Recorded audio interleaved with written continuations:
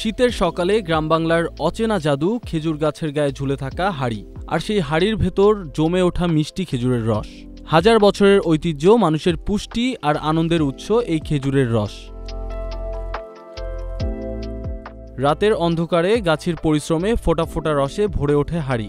এভাবেই খেজুর গাছ আমাদের দেয় প্রাকৃতিক মিষ্টি, যা থেকে হয় গুড়, পাটালি আরও নানান খাবার। জীবন অবাক না করলে কে করবে? 28% মিল্ক ফ্যাটের অবাক করার সাথে ফ্রেশ মিল্ক পাউডার। জীবন অবাক করুক প্রতিদিন। কিন্তু আজ এই গাছের রস আহরণের পেছনে লুকিয়ে আছে এক দুঃখের গল্প।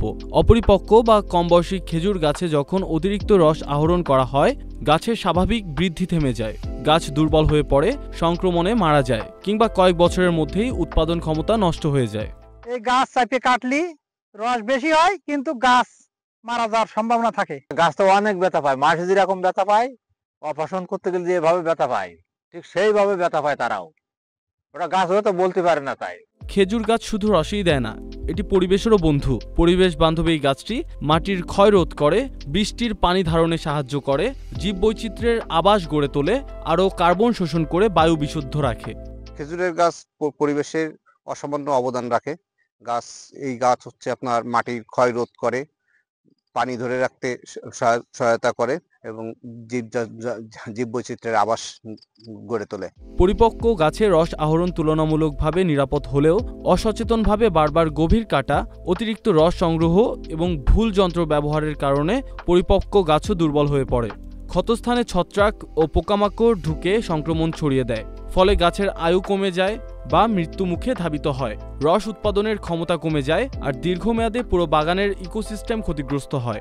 চাপ দিয়ে কাটিয়ে ওই গাছ নরম ফেলাই, এবারে ওই গাছে আস্তে আস্তে প্রজাপতি এতে ইনফেকশন ছড়ায়, ওই গাছ কিন্তু পছন্দরে এবার গাছ কিন্তু মারা যায়। এটা কিন্তু এক বছরে হয় না, এটা 2-1 বছরের মধ্যে ওই গাছ কিন্তু মারা যায়। খেজুর গাছ, যার উপর দাঁড়িয়ে হাজার দিনের ইতিহাস, শীত এলেই গাছি রস আহরণে আসে। মিষ্টি রসের জন্য গাছের ছাল কেটে নেওয়া হয়, এটাই তার জীবন। কিন্তু অপরিপক্ক বয়সে যদি রস আহরণ হয়, গাছ ব্যথা পায় এবং বড় হওয়ার সুযোগ হারায়। পরিপক্ক হওয়া সত্ত্বেও অতিরিক্ত কাটা বা অসচেতন প্রক্রিয়ায় গাছ দুর্বল হয়ে পড়ে। খেজুর গাছ জানে মানুষের মিষ্টি রসের প্রয়োজন, কিন্তু সে চায় নিজেকে শক্তিশালী করতে, দীর্ঘ বছর রস দিতে এবং মানুষের জীবনে মিষ্টির হাসি জোগাতে। আমাদের শীতের আনন্দ, গ্রামের ঐতিহ্য এবং পরিবেশ সহকারী এই খেজুর গাছ। তাই পরিপক্ক গাছে রস কাটা হোক সচেতনতার প্রথম ধাপ। আমাদের একটু সচেতনতায় বাঁচবে খেজুর গাছ, পরিবেশ, অন্যদিকে আমাদের প্রজন্মও পাবে সেই পুরনো পাটালির মিষ্টি স্বাদ। ফারদিন আলম, নাগরিক প্রতিদিন।